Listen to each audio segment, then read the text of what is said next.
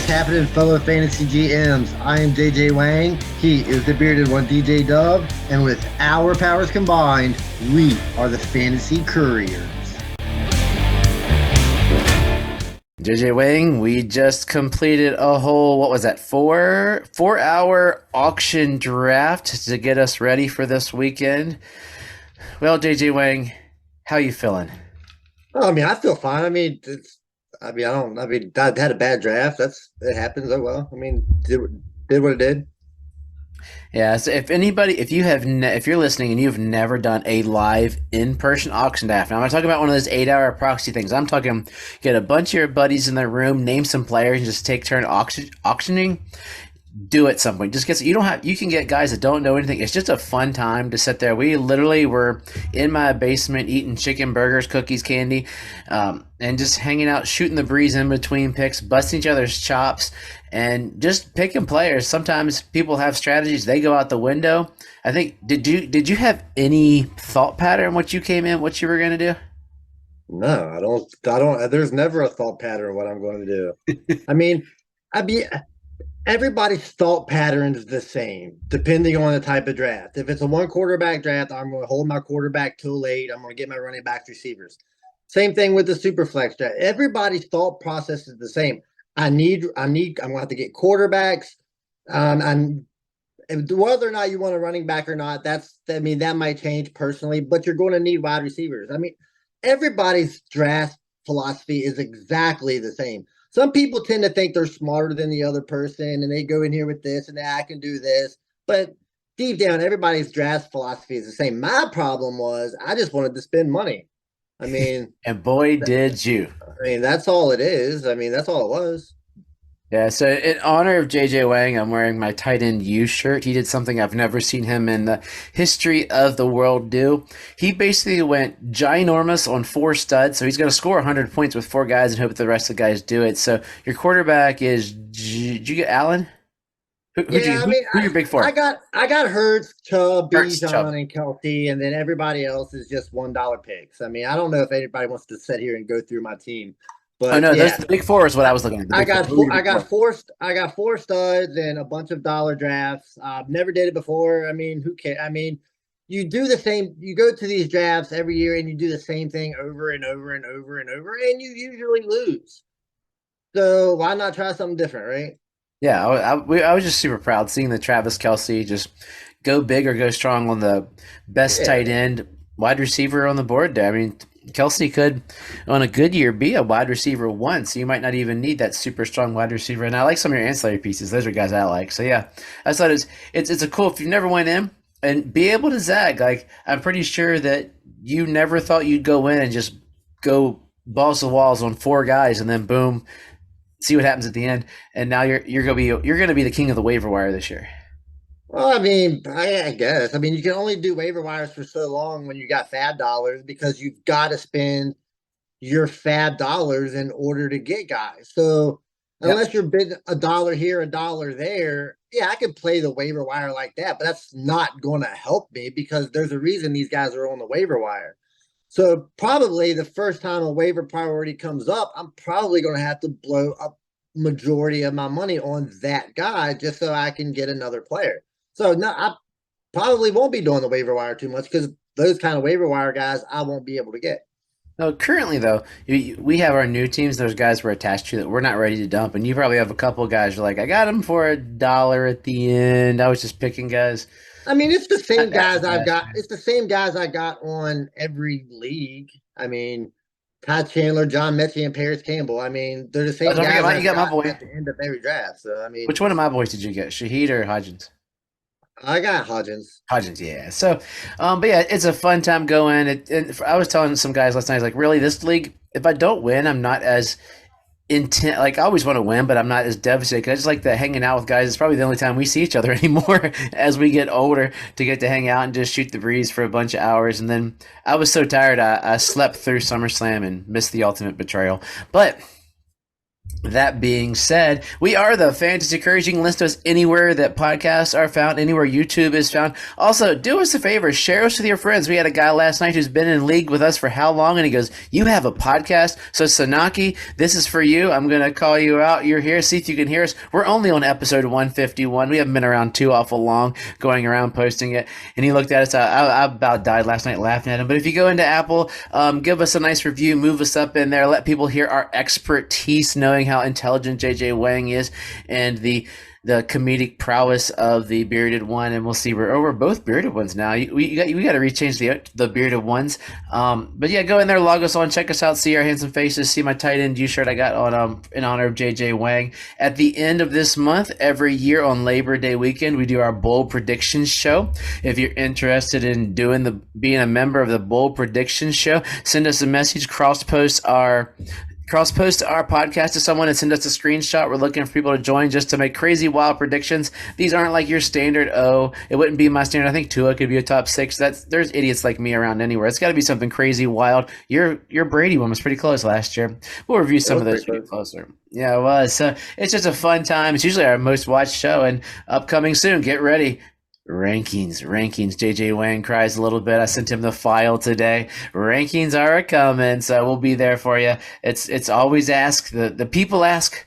We'll give them these 3.5 weeks of rankings, and then be back to our normal hodgepodge, crazy wild, what's floating out of our brain. So today, JJ Wang and DJ Duff each have a segment that we're going to share. We'll do some redraft stuff to close out, and we'll get some wisdom. JJ Wang, take us away. Yeah, I'm gonna be talking quarterbacks here. Every year, especially when you're doing super flex, there's always quarterbacks that are playing you don't think they're going to play. I think last year there was 44, 45 quarterbacks ended up Yeah. playing. So I mean, it's kind of crazy. So there's always second stringers that always play. So we're gonna look at some guys down through here. The first three that I'm going to bring up, definitely starters, but I want to gauge your possibility on maybe if they continue to suck or they end up reverting back to sucking, how long does it take before they get pulled, or maybe they don't get pulled at all. The first one, it's a no-brainer. They got Deshaun Watson, right? They gave him a whole bunch of money, so I'm guaranteed he's probably playing no matter how bad he plays.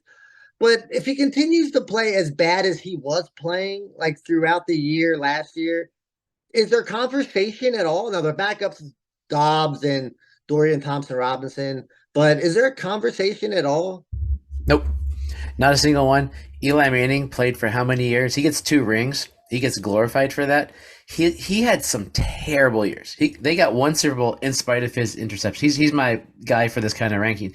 Deshaun Watson, he's going to be a quarterback for the Cleveland Browns for what, the next 3 or 4 years. I forget the exact, with the amount of money there. They're going to basically say, hey, we're all in on this. We got to pay him. We got these rookies in case he gets hurt. And the only way we can get out of this is if he goes to prison. So I don't think there is anything they can do. They made their bed, and they're gonna play through that bed, barring, I mean, he would have to throw for like consistently 50 yards every week, something ridiculously bad.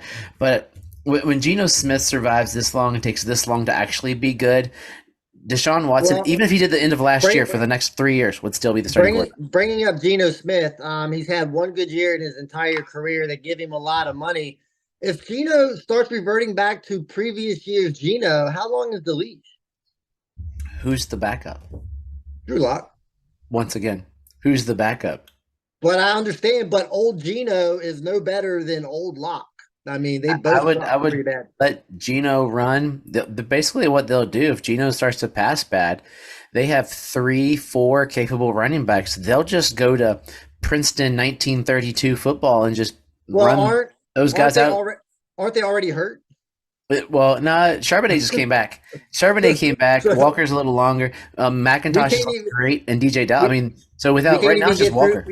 Can't even get through the season already, and the running backs are already going down. So I can't be seeing them giving them the running backs too many carries. With those 3 receivers, like though, I think he can only be mediocre. At least. Geno's a lock. I know. Watson's a lock. Stafford injury issues. He seems to be always hurt. They did draft Stetson Bennett. Was in college for 47 years. So he is kind of older. That's the only backup. But as long as Stafford's healthy, he doesn't really play bad. But my only issue is the health with Stafford. Yeah, without the health, Stafford easily could be in the conversation for a top 12 quarterback. Yeah, Right now, he's my 17.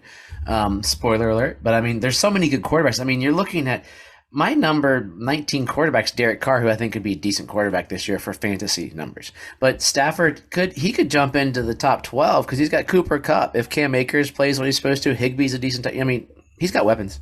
yeah. All right. So those three are not really in any jeopardy. The rest of these guys, I'm going to go through real quick. We got the Colts, Anthony Richardson, rookie, hardly any experience. He played for Florida a little bit last year. Super athletic. If only athleticism could carry you all the way to the top. Can't really see this guy pass. My problem is everybody's quick to bash Justin Fields, but even when Justin Fields coming into to the game, he was considered a great passer. And now Yeah. all of a sudden, we just want to completely give up on Justin Fields and elevate Anthony Richardson to being the next great thing when this guy wasn't at any point considered a good passer at any point in his career. So we're looking at Gardner Minshew, a viable backup. If things start to go south here, is there a chance we see Minshew in there? Well, I'm gonna backtrack and be like, I might be the only person that was on the. I'm the opposite of what the community is. I thought Justin Fields was going to be really, real. What I did not. They thought. What am I trying to say? I don't like Anthony Richardson. You know that. I think 2 games against terrible teams don't make him a star. I think he would be served, and the Colts are going to break him. I thought Justin Fields was going to be great, and I'm surprised that he's not as great a passer as he would be. But I am surprised that they are throwing Anthony Richardson in this quick with only 13 games under his belt, with only 2 good. I mean, the rest of the games were mediocre at best. He's a top athlete. I told some guy last night while we were talking, I said, Anthony Richardson's a top tier athlete. Yes, as are every other human being in the NFL. This is a league But of exceptional athletes. but I will say there are better athletes as when you get into the NFL. There are higher tier athletes and bottom tier athletes in the NFL. And Well, there's levels, according yes, but so according to the combine, and people want to take it to the next level, like that. He was very super athletic, but you need more than athletic. You got to be able to throw the ball at some point. name a Raiders receiver from the last 20 years, best athletes, But yeah, Well, I don't think they I, pull him. I think the mistake they're going to play him, and I think it's in the NFL today they have to. But I mean, look at what I mean. If Jordan Love comes out and lights it up, they're maybe that brings it back. Going, Packers did it 3 times. yep. Yes, I mean, I think they'll stick with him as long as they can. But I mean, if this, like I said, if they starts really going south, Minshew is viable. Bring him in. Bring the stash back, right? I mean, he looked great doing it. I Next, love. I'm gonna go here to Washington. Sam Howell. We all know how big of a fan I am of this guy. I hope he lasts the whole season. But again, these guys also have a viable backup. Jacoby Brissett looked good with the Browns last year. Did better than actually Watson did when he came in. Uh, I hope Hal makes it through the whole season, but I totally see where he doesn't. I think there's a 50-50 shot here that Brissett ends up playing. Is there a world? Ron Rivera is saying, "Don't sleep on." I'm just popping up an article. Don't sleep on Brissett. Is there a world where Brissett starts the season? I think there's absolutely a world. I mean, if he looks better, I mean, like I said, I'm a fan of Hal. I don't I got like any. Hal too. I don't. There's no reason I'm a fan of him. I mean, I really haven't seen much. I just like being fans of guys. But like Brissett has proved it in the past. Rivera has to win at some point, and maybe if he sees Brissett as the better option for him to win, I mean, you got to do it. Name a great quarterback that Ron Rivera has coached up since Cam Newton. I mean, he's made mediocre guys okay. Brissett is a good, not great quarterback. Sam Howell with the legs. I mean, that guy we saw in North Carolina 3 years ago was spectacular. And then I mean, he lost all of his weapons. But so I mean, you guys third. He's got great weapons now. Like I think if Ron Rivera is as smart as he claims to be, he's got to play Hal and see what he's got because it's his head. He can't think that there is nobody with half a brain other than somebody trying to be smart that thinks Jacoby Brissett is going to get you to the promised land. They could say Jacoby Brissett is going to help you bridge through injuries to the promised land, but he's not winning a Super Bowl. He's a good career backup. He'll make lots All of right, money. all right. Go to. I think the most interesting one is Ryan Tannehill in Tennessee. I'm not a fan of Tannehill at all. The backups are crazy. I mean, they drafted Will Levis, they drafted Malik Willis. I think they both have their fans. I'm not sure how many fans Ryan Tannehill have. I mean, I'm giving this. I think there's a real chance that if things don't look good in the first 3 weeks for Tannehill, I think there might be a change coming. Now, this is a weird one. I love the backups in Tennessee, but it's only because I'm an idiot. Ryan Tannehill, I was the only Miami Dolphins fan to like. I looked at him, I was like, the dude, you hate the dude that just threw right as as the league was starting to hit 4,000 yards. He threw for 4,000 yards every year to nobodies. Jarvis Landry and Parker was never playing. He was, and I've always been a fan of Ryan Tannehill. Ryan Tannehill's in Tennessee. I think I think the leash is longer than you do because I saw Will Levis try to throw at a standing object and miss it. I watched Malik Willis play last year. Although they're saying that Malik Willis has come leaps and bounds this year. I think at minimal he'll get to midweek. I'm trying to pull. Let's see. Their bye week is week 7. So week 8. If after week 7 they look and they're like, dude, this team is doomed, they've got to see what they have in the other two guys. If they see that there's any glimmer of hope that they can be that second wild card, Tannehill's playing the entire year because of the money invested in him, and because to go to the playoffs. Once you get the playoffs, it opens up you never know. So I think they're going to play him longer than most people do, mainly because the other two have just looked so sad. And he's a decent bridge, and they're giving the ball to Derrick Henry. Let's just be A honest. decent bridge. It's the longest bridge ever. Yeah, I mean, what are we that was the a wrong. 98,000-mile bridge? I He's mean, a there can decent. only be a bridge He's your quarterback. It's so Trent long. Dilfer. Trent Dilfer. There we go. Trent Dilfer made it with Jamal Lewis and a great defense. So, I'm going over to New England. Nobody's a fan of Mac Jones. ugh. I don't believe. I think everybody hates him. Uh, does Bailey Zappi make an appearance again this year just because Mac Jones sucks? I don't know. It's a funny side story for the listeners. We were in our draft last night, and a guy drafted Juju Smith-Schuster, and he didn't realize that Juju wasn't a Chief anymore, and he just lost his mind when he found out that he was a Patriot. That was one of the greatest highlights of the night. Going like that goes back to research number one, know your draft, but. I, Mac Jones is bad. There was a point when I said he was good. Like I have to move it probably, but I have Mac Jones behind the rookie quarterbacks. That's how little faith I have in Mac Jones.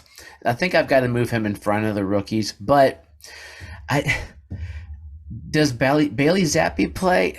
He didn't look any better than Mac Jones. Let's be honest. And they've got to.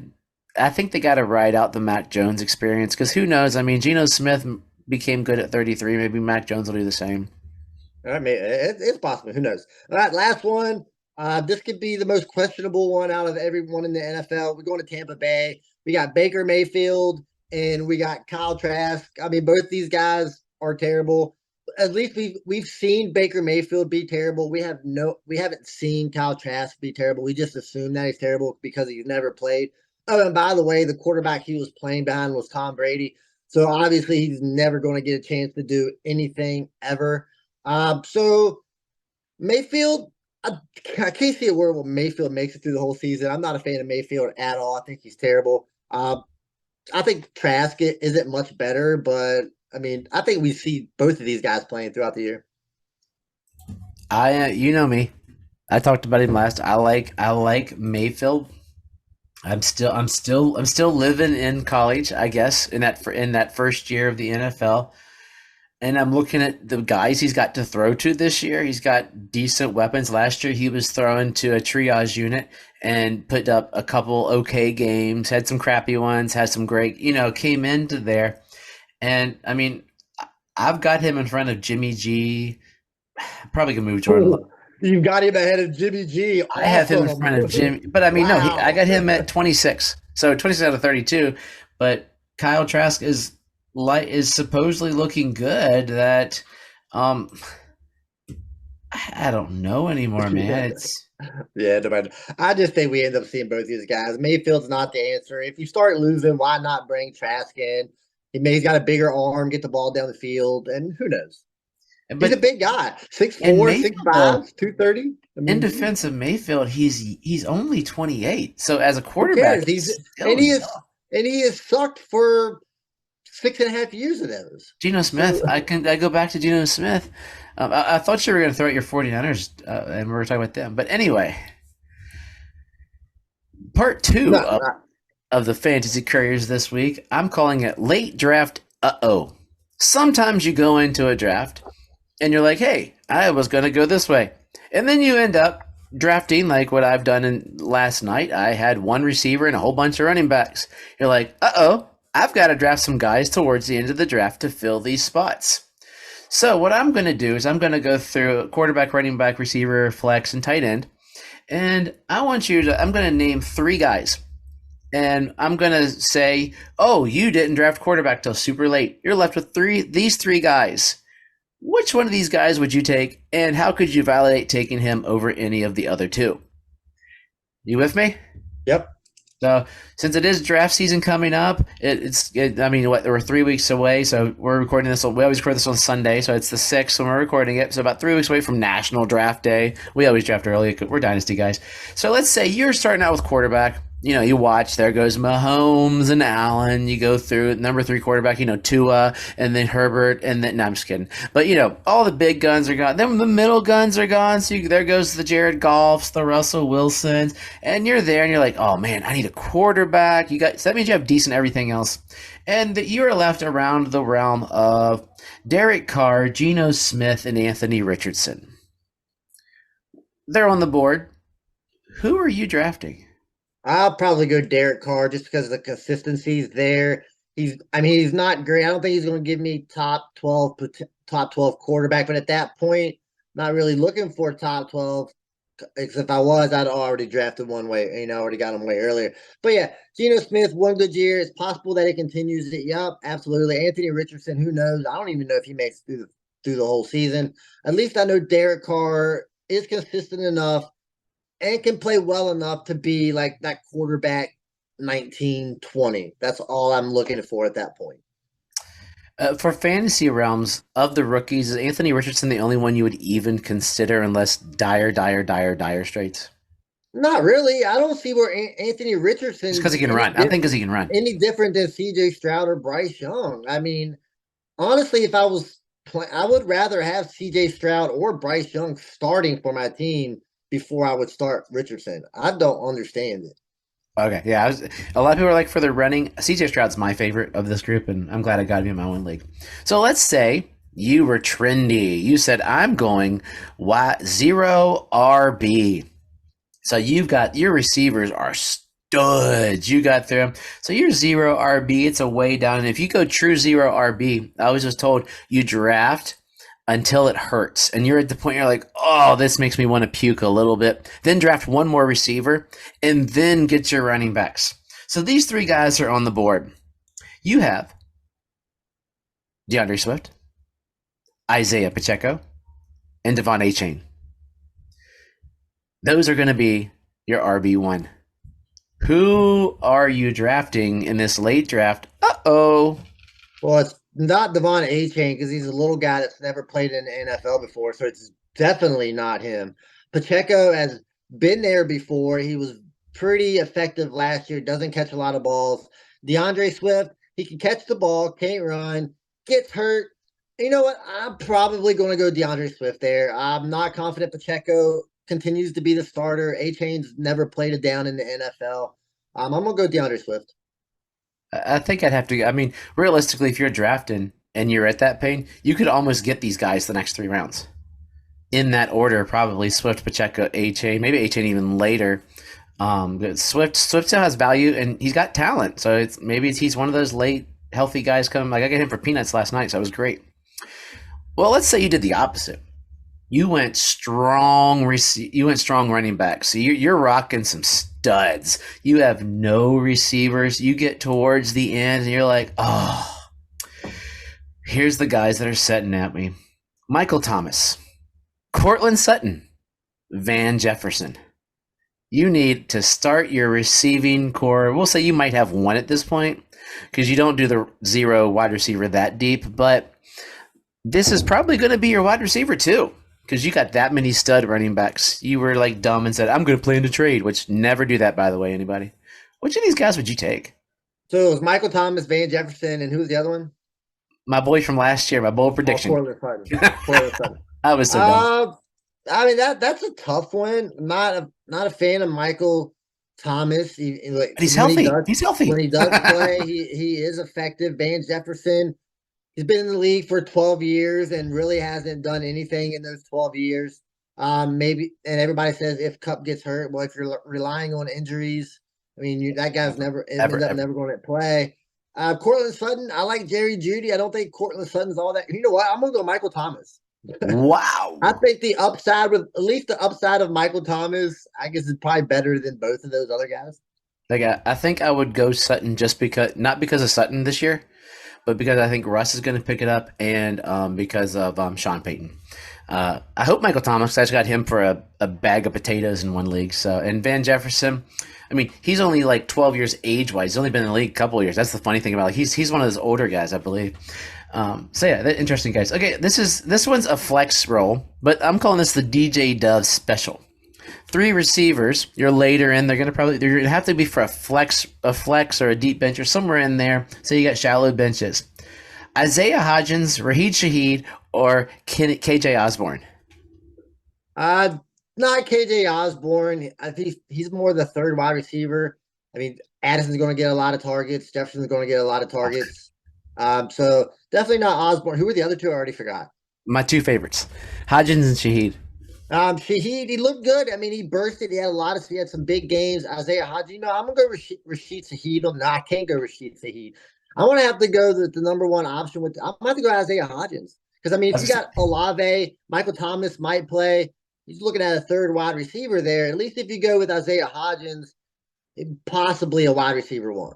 Yeah, I Well, just their wide, not a wide receiver one, their wide receiver one. which would make him a wide receiver two. So get a wide receiver two in a flex. I mean, he could if he gets that role. Do you realize you almost had three Saints as your choices there with Carr and Thomas and Shaheed? That'd have been hilarious. That's why I moved. That's why I moved Shaheed.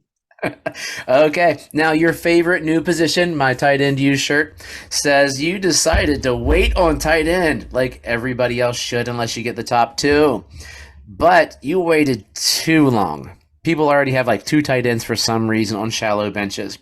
Just by the way, guys, strategy: take one tight end, sit the bench. Left on the board are Austin Hooper, Tyler Conklin, or Luke Musgrave. Well, I think they all suck. I'm Sorry, going to go defense. with the rookie that, honest, I know I say that that goes against my philosophy of never seeing him play before, but Tyler Conklin sucks. I don't know who Austin Hooper is not very good. At least Luke Musgrave looks good. So I'm going to go Luke Musgrave. I would go Hooper here just because Jimmy Garoppolo can only throw to tight ends. So why not throw to a tight end there before Yeah, Mayer? but Jimmy Garoppolo sucks. So. But what about Aaron Rodgers? He's pretty good, right? Aaron Rodgers is good. He could throw to Tyler Conklin. And when has Aaron Rodgers ever thrown to a tight I know end? that's always the problem. Every throws to Conklin. So close out. I got 4 quick points for you as redraft comes up. Adam's redraft tips, part 2. When drafting, know that you won't get everyone. Build your team, so don't get all excited. Be like, oh no, there's 3 receivers that are studs. If I don't get them, I'm doomed. It might doom you later. Build your team. Build your team, not my team, not JJ Wang's team. You know what you want. You know what you got. Anything there?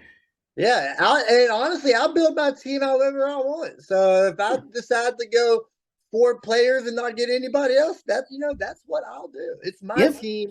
It's my team. I pay the money. If I want my team to suck, I'll do whatever I want. You have less rookies this year. That's your new thing. Usually it's lots of rookies. Number 2, it's okay to get guys you like that might not be exactly where they should be. Now, don't be stupid. So, like the theme is this is a game. It's a make-believe fun game. I will never have a team with more than if one New York Jet because I hate the Jets that much. I will sacrifice not having Aaron Rodgers, Brees Hall. I'll Garrett Wilson, maybe not, or Brees Hall. But I won't have a lot of Jets because I don't want to root for them to be successful. And that's fine because there's also guys on the other side. But get who you want. For everybody, that's different.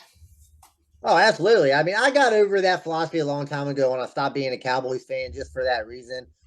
But Yeah, I mean, who wants a fantasy team full of guys you don't like? I mean, that does not sound like very much fun. So if you can get the guys you like, get the guys you like. I mean, that's the whole reason you play.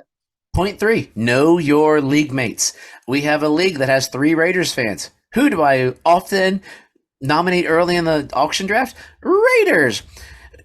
Know them. Know that we had a guy who was a Giants fan, so we bid up some Giants guys. Know your league mates. Know what they like. Like you and I know each other. We know like guys knew that I like Tyreek Hill, so but that's a pretty good bet this year. But they bid me up. But know your league mates. Know who they like, and if you know that like in 12 picks there's a guy available that you know somebody else likes, might not be a favorite team, but maybe a player they like. You might have to get them a little earlier, or be willing not to get them. But build know your league mates as you Yeah. get closer together. I mean, it helps, but I'm going to go back to that whole thing where I just don't really pay that much attention to the Well, who you're the an you know anomaly. You're an who's the anomaly in that whole scenario. yeah. I just don't pay much. Like I said, I don't pay much attention to the league rules. Don't really pay much attention to what other guys teams or guys they like. But yeah, I mean, if you can dupe a guy like that, absolutely, that's all part of the fun. And finally, pay attention, but don't worship bye weeks. Some guys are like, "Oh, I can't draft Aaron Rodgers I can't draft Mahomes right now because his bye week is the same as Josh Allen." No, draft him. Worry about it later. There's a waiver wire, and if it's redraft, your rosters usually have shorter benches. Yeah, I stopped looking at bye weeks I like don't four even know my years guys' bye weeks. ago. Like I mean, even last night, I didn't hear one person at our live draft even mention bye week. So Uh-uh. nobody even really cares about them. And if you got a lot of people on one bye week, at least you get them all out of the way. Take the loss, deal with it. Don't make draft decisions based on a bye week. That sounds ludicrous. That happened to me in our dynasty league the other year in Trust the Process. I think I had like all my guys were on bye except for the guys that I could start. And it was like you and me and my running back, but everybody was like a week. It was crazy. Well, it only happened once in my life like that. So, JJ Wayne, give us your wisdom and let's send them on their way.